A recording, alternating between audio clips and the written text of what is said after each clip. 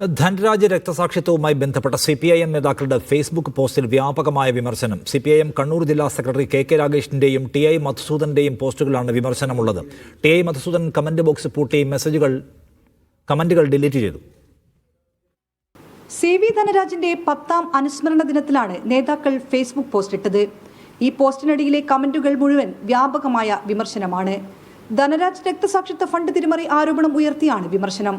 യഥാർത്ഥ കമ്മ്യൂണിസ്റ്റുകളെന്ന് അവകാശപ്പെടുന്നവർ വർഗീയ ശക്തികൾക്കൊപ്പം ചേർന്നെന്നും KK രാഗേഷിന്റെ Facebook പോസ്റ്റിലുണ്ട്. ഇതിനും മറുപടിയുണ്ട് കമന്റുകളിൽ.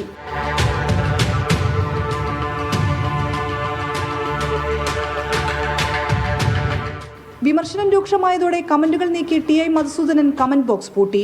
പയ്യന്നൂരിലെ രക്തസാക്ഷി ഫണ്ട് തട്ടിപ്പുമായി ബന്ധപ്പെട്ട് പാർട്ടി താഴെത്തട്ടിൽ ഇപ്പോഴും അമർഷം പുകയുന്നു എന്നാണ് നേതാക്കളുടെ ഫേസ്ബുക്ക് പോസ്റ്റിന് താഴെയുള്ള കമന്റുകളിൽ കാണുന്നത്.